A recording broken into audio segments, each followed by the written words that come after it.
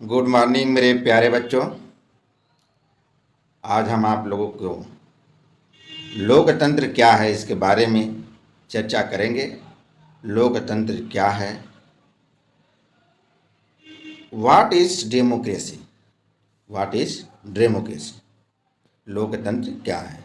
तो आज हम इसको बहुत विस्तार से हम जानेंगे कि लोकतंत्र किसे कहते हैं। तो आप लोगों को एग्ज़ाम डेट को देखते हुए आप लोगों के सामने हम इस चैप्टर को लेकर आए हुए हैं। तो देखिए, हम आप लोगों के समक्ष, आप लोगों के बीच मैं लोकतंत्र के बारे में अच्छे से समझाने का प्रयास करने जा रहा हूं। तो आइए हम लोग देखते हैं कि लोकतंत्र क्या है। तो सबसे पहले नंबर पर हम जान लेते हैं कि हमारा देश पहले गुलाम था, राजाओं का तंत्र था। वहाँ किसी की बात को सुनी नहीं जाती थी, उन पर अनेक प्रकार के अत्याचार किए जाते थे। मगर जब से लोकतंत्र की व्यवस्था स्थापित किया गया, तब से सबको न्याय, स्वतंत्रता, समानता का अधिकार प्राप्त हुआ। और एक मुख्य रूप में देखा जाए तो लोकतंत्र ही की जो शासन व्यवस्था है, इस व्यवस्था को अच्छी व्यवस्था माना जाता है, क्योंकि इसमें सभी को एक समान अधिकार प्राप्त है, कोई तानाशाह नहीं है। इसमें जनता की समस्याओं और उनकी सुरक्षा, उनके भावनाओं, उनके विचारों को भी महत्व दिया जाता है। तो आइए हम विस्तार से जानते हैं कि आखिरकार लोकतंत्र है क्या।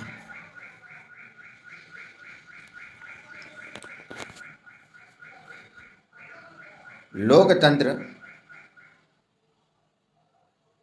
से जनता के शासन का बोध होता है। लोकतंत्र से जनता के शासन का बोध होता है। इस शासन पद्धति में जनता ही सरकार का निर्माण करती है। शासन का संचालन करती है तथा सरकार जनता के प्रति उत्तरदायी होती है। सरकार जनता के प्रति उत्तरदायी होती है। यानी कहने का तात्पर्य यह है कि जनता ही सरकार का निर्माण करती है, वह चाहे प्रत्यक्ष रूप से हो चाहे अप्रत्यक्ष रूप से। जब जनता द्वारा विधायक और सांसद जीत करके जब जाते हैं तभी सरकार बनती है। और इसमें इस शासन व्यवस्था में जनता का ही महत्वपूर्ण योगदान होता है। जनता चाहे अगर उसके जनता के भलाई का कार्य अगर सरकार नहीं करती है, तो जनता चाहे तो जिस प्रतिनिधि को उन्होंने चुना है, उस प्रतिनिधि के माध्यम से, अपने माध्यम से सरकार को गिरा सकती है। इसलिए सरकार का पावर जनता है। अगर जनता के विपक्ष में आप कार्य करेंगे तो आपका सरकार ज़्यादा दिन चलने वाला नहीं है, क्योंकि ये भारत इस समय क्या है, एक लोकतंत्र है। ऐसे ही जो भी देश है लोकतंत्र में, वहाँ पर जनता द्वारा सरकार का निर्माण किया जाता है और जो शासन व्यवस्था का संचालन भी उसी के मद्देनजर देखते हुए किया जाता है कि उनकी आखिरकार क्या समस्या है। तो लोकतंत्र से जनता के शासन का बोध होता है। इस शासन पद्धति में जनता ही सरकार का निर्माण करती है और शासन का संचालन करती है तथा सरकार जनता के प्रति उत्तरदायी होती है। यानी कि उनकी सारी व्यवस्थाओं को, उनकी सुविधाओं को, उनकी सामाजिक रूप से, आर्थिक रूप से, राजनीतिक रूप से, शैक्षणिक रूप से, सांस्कृतिक रूप से हर प्रकार से उत्तरदायी सरकार है। तो लोकतंत्र को मुख्य रूप से दो भागों में या दो रूपों में देखा जा सकता है। इसमें प्रत्यक्ष लोकतंत्र एवं अप्रत्यक्ष लोकतंत्र। अब हम लोग आते हैं यहाँ पर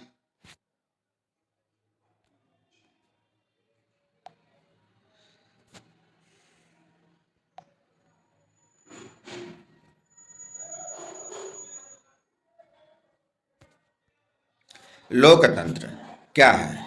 व्हाट इज डेमोक्रेसी। विश्व के विभिन्न देशों में शासन व्यवस्था के अलग अलग स्वरूप देखने को मिलते हैं। कहीं लोकतंत्र तो कहीं राजतंत्र।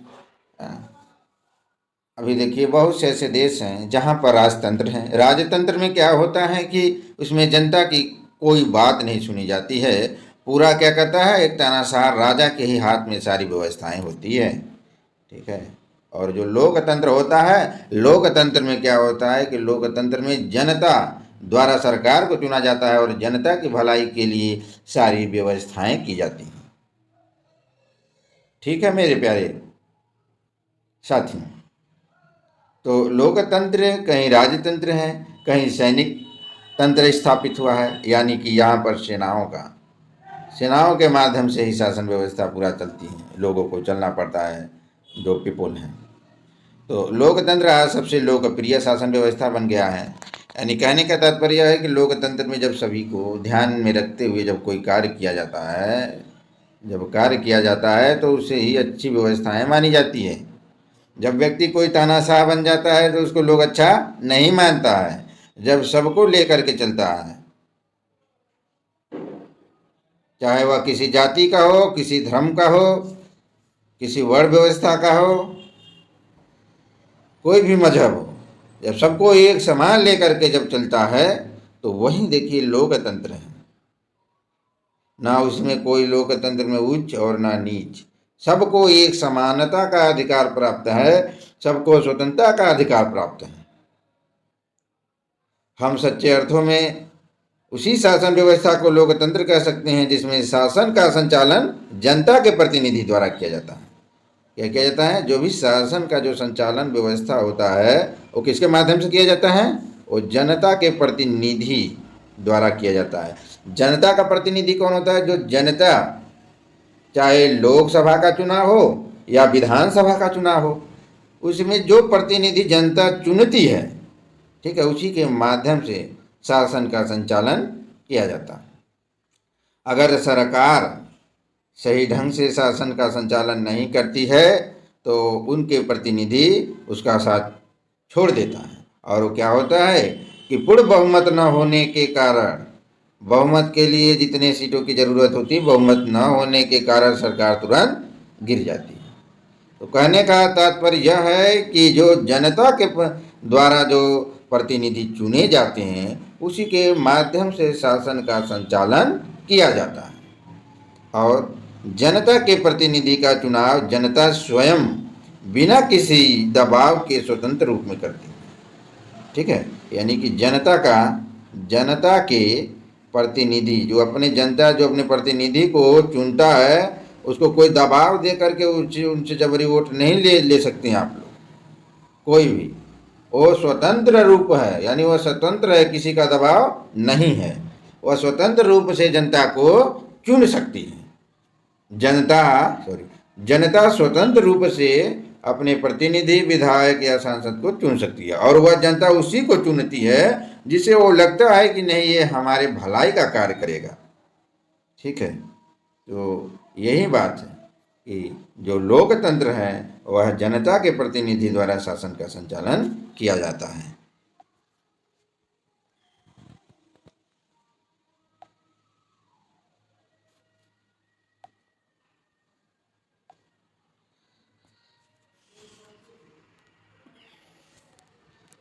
तो आगे देखिए हम लोग आते हैं कि अब अभी भी वर्तमान में देखा जाए विश्व में, तो कहीं जो है कि लोकतंत्र है तो कहीं राजतंत्र है, यानी कोई लोकतांत्रिक देश है, शासन व्यवस्था है, तो कहीं और लोकतांत्रिक शासन व्यवस्था है। ठीक है। तो जिन देशों में राजतंत्र है, जिन देशों में क्या है, राजतंत्र है, वहाँ राजा ही प्रधान होता है, यानी सर्वे सर्वा कौन होता है, राजा होता है। यानी कि सारी जो शासन व्यवस्था है, जो नियम कानून है, आ, वो किसके हाथ में रहता है, वो राजतंत्र यानी राजा के हाथ में होता है। ठीक है। जनता अगर किसी प्रकार का कोई आवाज़ उठाती है तो उसको मार दिया जाता है, उसको बंदी बना दिया जाता है। ठीक है। अब जैसे कि आप लोग जानते ही होंगे कि उत्तर कोरिया का किंग जोन है, जर्मनी का हिटलर है, ये लोग क्या है, एक तानाशाही शासक थे। ये लोग क्या थे, तानाशाही शासक थे, और इन्हीं के हाथों में ही सारी जो है कि पावर था, शक्ति था, जो इन्हीं के हाथों में था। और ये जनता के बारे में बहुत कम सोचता था। वो अपनी सत्ता को बचाने के लिए, अपनी ताकत को दिखाने के लिए वह जो है कि अपने हाथ में ही सारे जो नियम कानून अपने से ही बनाए और अपनी पूरी पावर को, अपनी शक्ति को अपने हाथ में ही रखा हुआ था। ठीक है। उन्हीं के माध्यम से ही, जो भी सैनिक हो या जनता हो, उन्हीं के माध्यम से ही कार्य करता था। मगर कुछ समय ने, और कुछ समय के पश्चात लोगों ने आंदोलन करना शुरू किया। ठीक है। और बहुत से ऐसे देश है जहाँ पर भारत में क्या था, भारत में ही राजतंत्र था, राजाओं का शासन था, मुगलों का शासन था। उसके बाद अंग्रेज़ों ने 100 साल से ज़्यादा जो है कि यहाँ पर शासन किया। तो उस समय वो जनता की कोई बात सुनते नहीं थे, अपने अनुसार ही कार्य करते थे। मगर अब देखिए वर्तमान में यहाँ की जनता कितना खुशहाल है। हाँ, यहाँ पर जो है कि लोकतंत्र स्थापित हुआ है और सभी को हर प्रकार का स्वतंत्रता है। जीने का स्वतंत्रता है, वोट देने का स्वतंत्रता है, किसी भी राज्य में जा कर के बसने की स्वतंत्रता है, व्यापार करने की स्वतंत्रता है, समानता है। उसके बाद आप अपनी बातों को रख सकते हैं किसी के सामने, किसी सरकार के सामने। अगर कोई सरकार गलत करती है तो उसके सामने भी आप अपनी बातों को रख सकते हैं।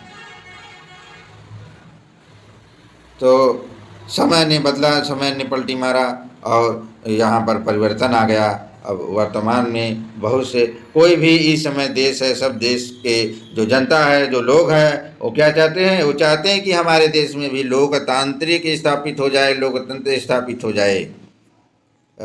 भारत और पाकिस्तान हो गए, और उसके बाद ब्रिटेन हो गया।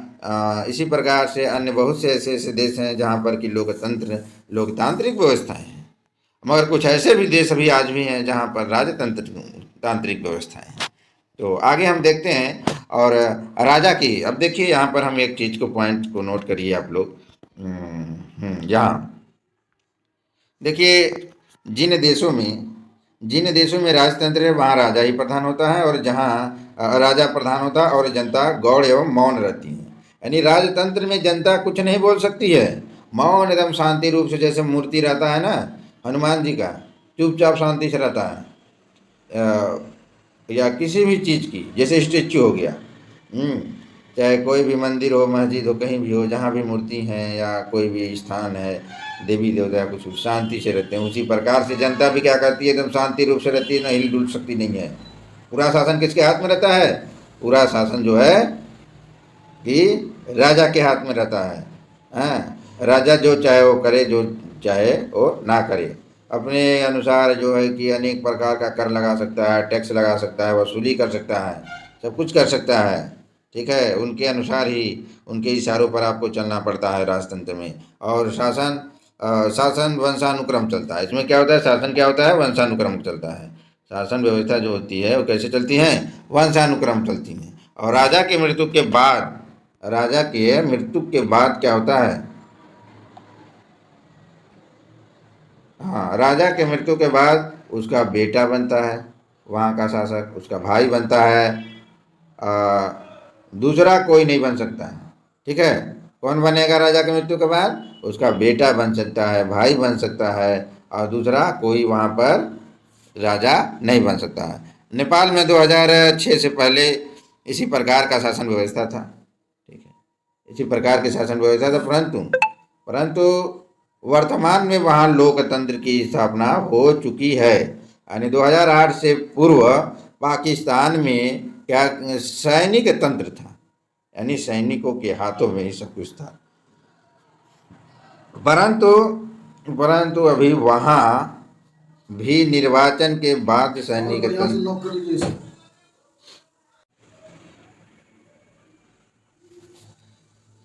तो 2008 से पूर्व पाकिस्तान में सैनिक तंत्र था, परंतु परंतु अभी वहाँ भी निर्वाचन के बाद सैनिक तंत्र समाप्त हो चुका है।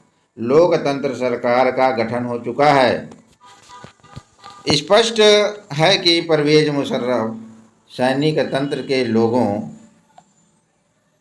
सैनिक तंत्र को लोकतांत्रिक सरकार की श्रेणी में नहीं रखा जा सकता है। पाकिस्तान में राष्ट्रपति के पद पर आसिफ अली जरदारी और प्रधानमंत्री के पद पर यूसुफ रजा गिलानी के स्थापित होने के बाद पाकिस्तान भी लोकतांत्रिक शासन व्यवस्था की श्रेणी में आ गया।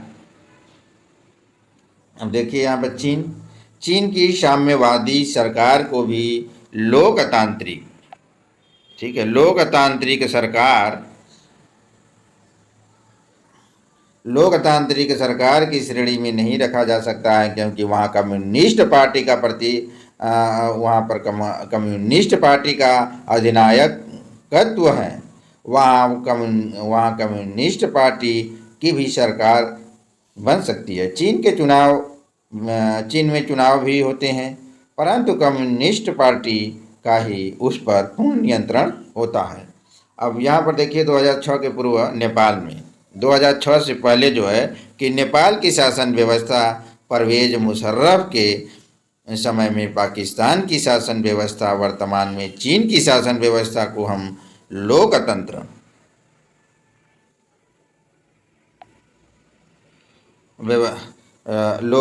नहीं कह सकते हैं। इसके विपरीत ब्रिटेन और भारत की शासन व्यवस्था को लोकतांत्रिक कहते हैं। इन देशों में जनता के प्रतिनिधि शासन करते हैं। प्रतिनिधियों के चयन के लिए निर्वाचन होते हैं।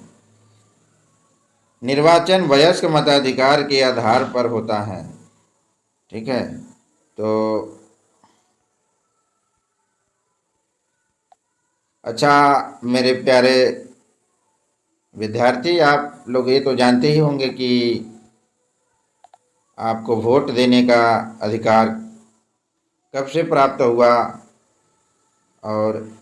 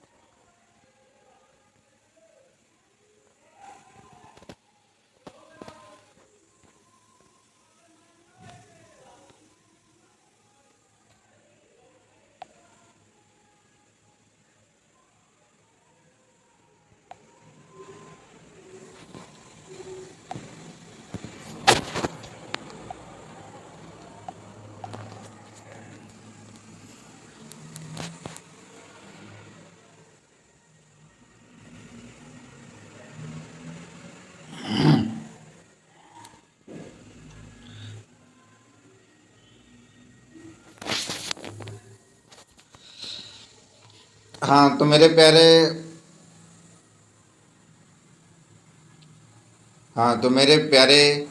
विद्यार्थियों, आप लोग ये तो जानते ही होंगे कि आपको वोट देने का अधिकार कब से प्राप्त है और कितने वर्ष की आयु के बाद आप लोग वोट दे सकते हैं। तो आप लोगों को वोट देने का जो है उम्र कितना निर्धारित किया गया है, 18 वर्ष तक। 18 वर्ष का आप हो जाएंगे तब आप वोट दे सकते हैं। तो आइए हम लोग मुख्य रूप से हम लोकतंत्र के बारे में हम समझते हैं कि लोकतंत्र आखिरकार है क्या। तो यहाँ पर हम लोकतंत्र के बारे में अच्छे से और समझेंगे। लोकतंत्र शब्द एक अंग्रेजी शब्द डेमोक्रेसी से बना हुआ है। ठीक है, किससे बना है? डेमोक्रेसी। और डेमोक्रेसी दो शब्दों, एक यूनानी यूनानी के दो शब्दों से बना है, डेमोस और क्रेसिस। डेमोस और क्रेसिस से बना है, डेमोस और क्रेसिस, जिसका अर्थ होता है जनता और शासन। इस प्रकार देखा जाए तो लोकतंत्र का अर्थ है जनता का शासन। लोकतंत्र का क्या अर्थ हुआ? जनता का शासन हुआ। दूसरे शब्द उसके बाद लोकतंत्र का अर्थ ऐसा शासन प्रणाली है जिसमें जनता क्या होता है? स्वयं भाग लेती है। लोकतांत्रिक शासन प्रणाली में संप्रभुता जनता में, इसमें होता है जनता में ही निहित होता है। संप्रभुता कहाँ निहित होता है? जनता में होता है। यानी कि संप्रभुता का अर्थ आप लोग समझ रहे हैं? संप्रभुता यानी कि पूरी शक्ति किसके हाथ में होती है? और जनता के हाथ में रहता है। जब राजतंत्र होता है, जब राजा होता है, तब उसके पूरा शक्ति किसके हाथ में रहता है? पूरा शक्ति राजा के हाथ में होता है। मगर जब संप्रभु होता है तब जो है कि सब क्या होता है? सारी शक्ति किसके हाथ में होती है? जनता, यानी कि संप्रभु जनता में होती हैं। जो पूरी शक्ति ताकत होती है किसके हाथ में रहती हैं? तो जनता में होती हैं। संप्रभुता का अर्थ निर्णय लेने की जो सर्वोच्च शक्ति है वो किसके हाथ में होती है? वह जनता के हाथ में होती हैं। यह ऐसी शक्ति है जिसके ऊपर और कोई शक्ति नहीं है। तो लोकतंत्र में इस सर्वोच्च शक्ति का प्रयोग जनता ही करती हैं। लोकतंत्र सरकार में जनता की भागीदारी होती है और साथ ही उसका नियंत्रण भी होता है। तो आज के लिए बस इतना ही मेरे प्यारे विद्यार्थियों, मेरे प्यारे साथियों। तो जो लोग इस चैनल पर नए आए हैं वो लाइक कर देंगे, सब्सक्राइब कर देंगे। और इसी प्रकार से अगर आपको पूरा सिलेबस चाहिए स्पष्ट रूप से, तो बिना कष्ट, बिना पैसे की मैं पूरी आप लोगों का सिलेबस जो कुछ भी है पूरा हम कंप्लीट कराने का कोशिश करेंगे। तो मुसीबतें ऐसी होती हैं जो पर्दों को निगाहों से हटा देती है। कभी हार मत मानना मेरे दोस्तों, क्योंकि ठोकरें इंसान को चलना सिखलाती हैं। तो बस आज के लिए इतना ही मेरे प्रिय साथियों। फिर नेक्स्ट डे हम आप लोगों के सामने फिर प्रस्तुत होंगे। तब तक के लिए बहुत बहुत धन्यवाद आप लोगों को।